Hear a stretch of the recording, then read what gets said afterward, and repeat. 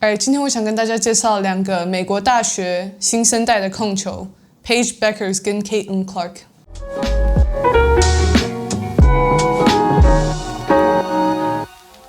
为什么我会特别介绍 Paige Bueckers 跟 Caitlin Clark？ 是因为他们在美国大学联赛3月封的时候，在16强的比赛中是对手。然后他们2个都是大一的新生，也是大家认为非常有潜力的2个控球后卫。这场 UConn 对决 Iowa 的比赛是一个很热门的话题，因为这2个控球后卫都是大家认为是未来球星的2个控球。他们2个其实是非常好的朋友，因为他们在2019年的 FIBA 锦标赛有当过队友。Paige Bueckers 跟 Caitlin Clark 2个人其实有很多打球类似的地方，但是又有很多在打法上的不同。所以我今天想要跟大家介绍他们2位。首先从他们大一赛季的数据开始介绍。Paige Bueckers 今年常规赛的赛季是 19.8 分、4.6 个篮板，还有 6.2 个助攻。他的 field goal 跟3分命中率分别是 53.6 还有 47.6。然后 Caitlin Clark 他今年常规赛的赛季是场均 27.4 分、6个篮板，还有 6.8 个助攻。他在 field goal 跟3分的命中率分别是 48.7 还有 42。虽然 Paige Bueckers 跟 Caitlin Clark 在得分数据上有很大的区别，这个比较多是因为他们所处的球队的关系。Iowa 一直以来不是美国大学女篮的名校，所以他们招生的时候不会有全国最好的球员都想去这个学校。但是在 UConn 这边，因为他们是大学女篮的名校，所以很多顶尖的球员都会去这边打球，所以他们2个在球队上的角色其实不太一样。其实 Paige Bueckers 今年的数据，场均 19.8 分是 UConn 历史以来新生场均得分最高的一次。Caitlin Clark 跟 Paige Bueckers 其实类似的地方只有一些，他们在于持球进攻都有非常好的能力，不管是打 pick and roll 或是在转换进攻的时候，他们2个都是很好的持球进攻者。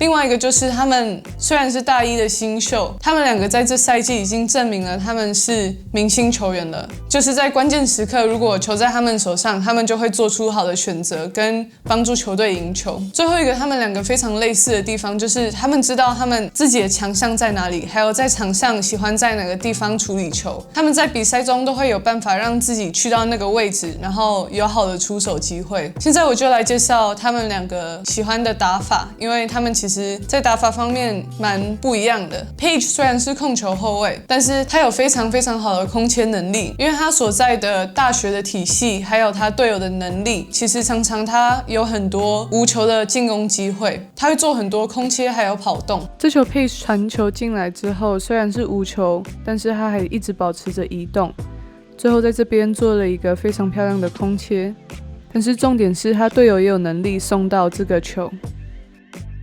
他还很喜欢在中距离做出手，不管是在接球的中距或是运球之后的中距，他在比赛中都可以很稳定的把中距离投进。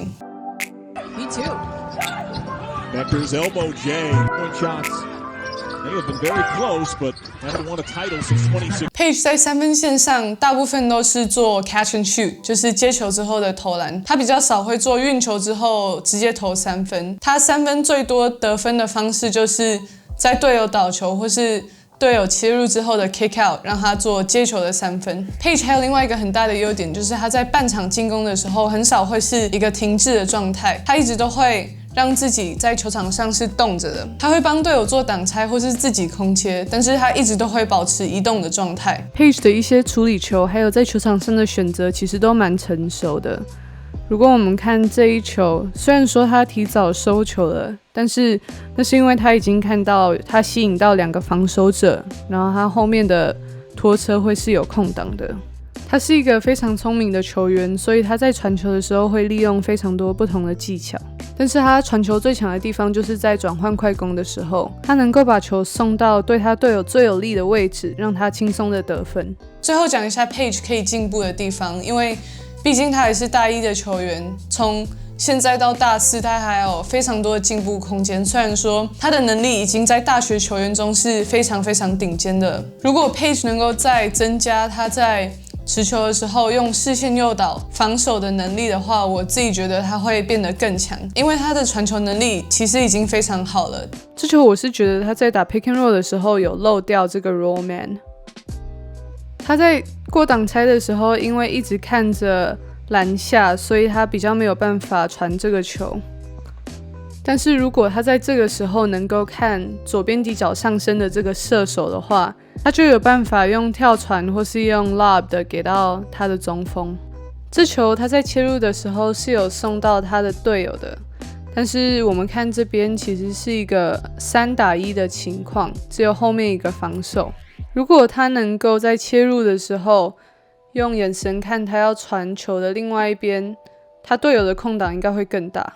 Caitlin Clark 的打法跟 Paige Bueckers 非常的不一样，因为他是比较着重于持球进攻的球员，而且他的队伍的战术也让他能够做很多持球的 pick and roll 或是持球的切入，帮队友创造空间。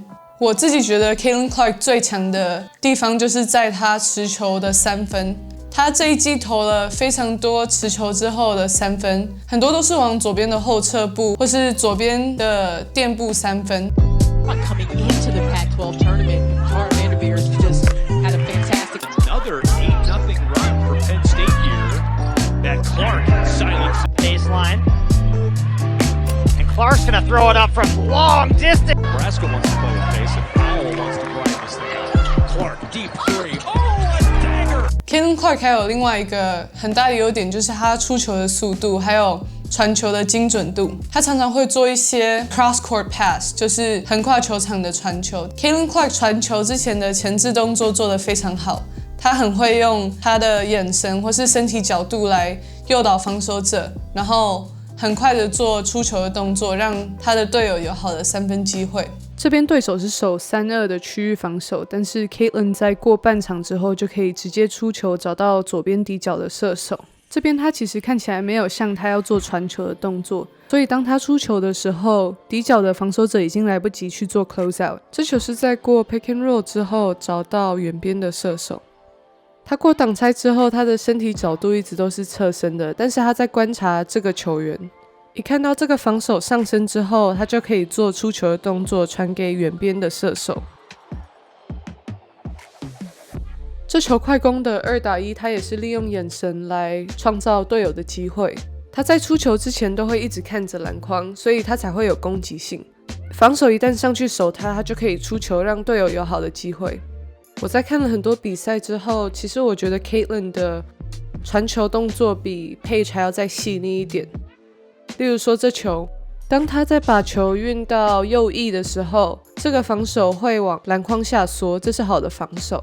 但是 Caitlin 看到这个防守往3线移动的时候，他就做了一个跳传，让这个防守球员没有足够的时间去干扰他远边的射手。我自己觉得 Caitlin Clark 最大的缺点就是他在无球的进攻没有做得特别好，因为他们球队大部分都是让他做持球的进攻的。如果对手可以压迫他，一直让他出球，或是让他没有办法很轻松的切入或是做传球的动作，他可能就会打得比较辛苦一点。最后来讲一下他们两个的 finish， 就是篮筐周围的得分。他们两个都有非常好的 finish 动作，但是两个人不太一样。Paige Bueckers 比较喜欢做一些 floater 或是抛投，他没有很喜欢找身体碰撞，所以他常常会选择用抛投来得分。除了抛投之外，我们可以看他其他很多上篮的动作，都是想要避开防守碰撞的。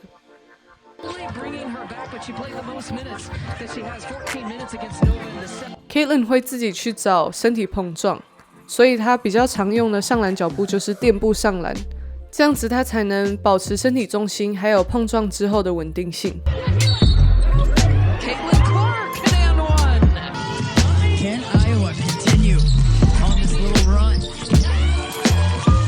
在介绍完这两个控球后卫之后，你们可以在下面留言你们比较喜欢谁的打法。如果喜欢这个影片的话，可以帮我按赞跟订阅，然后分享给其他喜欢打球的朋友。